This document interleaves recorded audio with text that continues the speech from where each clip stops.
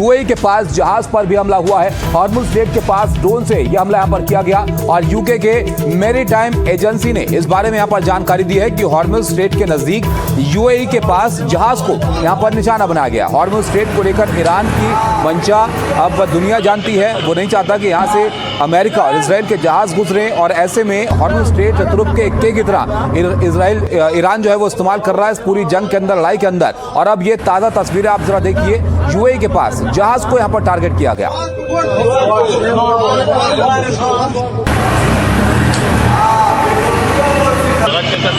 अब ये यहां पर देखना होगा कि ये टैंकर किस देश का था, कहां से कहां पर ये जा रहा था, लेकिन इसको निश्चित तौर पर यहां पर निशाना बनाया गया है। और उसके बाद देखिए आप किस तरह से जलता हुआ, धुआं के गुबार में लिपटा हुआ ये टैंकर यहां पर नजर आया।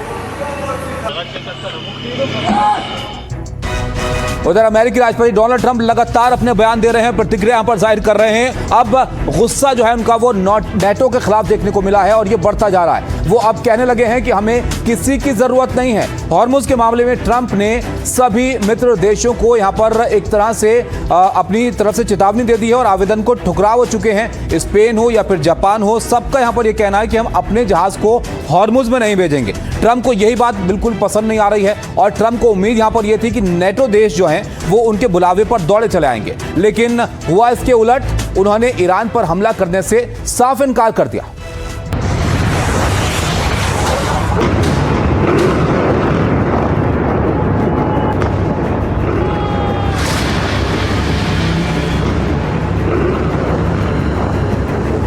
हॉर्मुज का चक्रव्यूह ट्रंप तोड़ेंगे अकेले।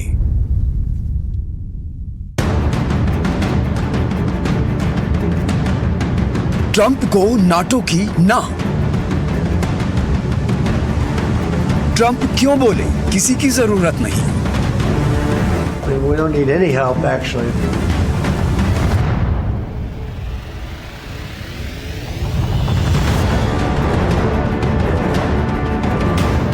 ट्रंप के साथ हमें किसी की मदद नहीं चाहिए।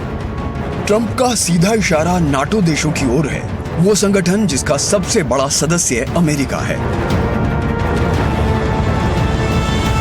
ईरान में हमले के लिए जब ट्रंप ने नाटो देशों का आह्वान किया तो एक एक कर सबने मना कर दिया। ट्रंप इससे भड़के हुए हैं। वो लगातार नाटो के सदस्य देशों को याद दिला रहे हैं कि हमने अरबों डॉलर की मदद की, लेकिन हमारे साथ हमारी जंग में आप शामिल नहीं होने आए। ट्रंप के लिए सबसे बड़ी मुसीबत स्ट्रेट ऑफ हॉर्मुज बना हुआ है, जहां तेल के व्यापार पर ईरान सवार है।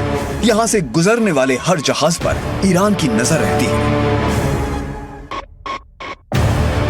इस बीच अमेरिका ने हॉर्मुज में कब्जे को लेकर 5000 पाउंड के बम गिराए हैं। इसके बाद ट्रंप ने सोशल मीडिया पर एक पोस्ट में दावा किया कि ईरान की सैन्य क्षमता ध्वस्त हो चुकी है और उन्हें अब नाटो देशों या किसी अन्य से सहायता की आवश्यकता नहीं है।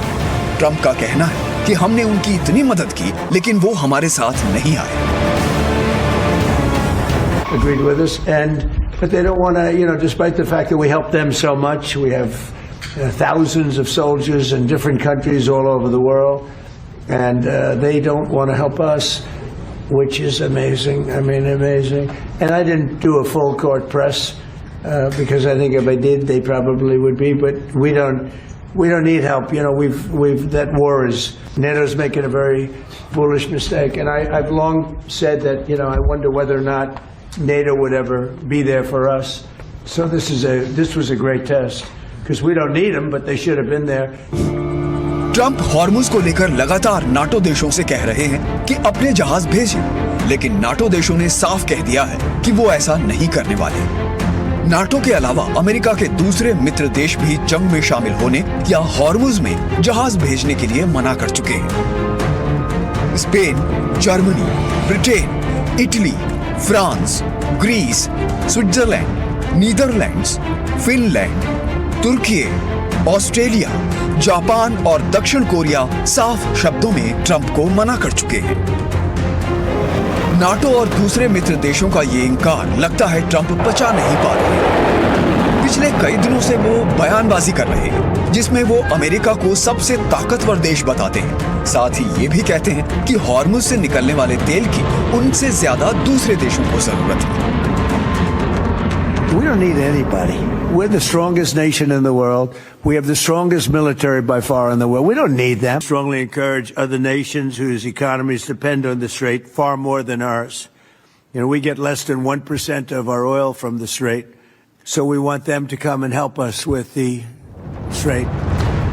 हॉर्मुज का संकट कितना बड़ा है ये आपको बताते हैं। मीडिया रिपोर्ट्स के मुताबिक आम दिनों में हर दिन यहां से करीब 77 जहाज गुजरते हैं। 16 मार्च 2026 को पहली बार यहां से गुजरने वाले जहाजों की संख्या 0 दर्ज की गई, यानी एक भी जहाज नहीं गुजरा। ईरान ने आधिकारिक तौर पर इस रास्ते को बंद करने की घोषणा की है। कुछ चुनिंदा जहाजों को ही गुजरने की इजाजत दी जा रही है। दुनिया का लगभग 20% तेल और गैस इसी मार्ग से गुजरता है। इसके बंद होने से वैश्विक आपूर्ति श्रृंखला पूरी तरह प्रभावित हुई है। 28 फरवरी को अमेरिका और इजराइल ईरान पर हमला कर देते हैं। उसके बाद ईरान खाड़ी देशों में अमेरिकी अड्डों को निशाना बनाता है। खाड़ी देशों में कुछ तेल रिफाइनरी भी हमले का शिकार होती है। ईरान कह रहा है कि सिर्फ मित्र देशों के जहाज निकलेंगे, अमेरिका और इजराइल के तो बिल्कुल नहीं। ट्रंप हर दिन दावा करते हैं कि ईरानी नौसेना को खत्म कर दिया है, लेकिन इन दावों के उलट हॉर्मुज में अमेरिका का झंडा फिलहाल नहीं लहरा रहा है। Bureau report, NDTV India.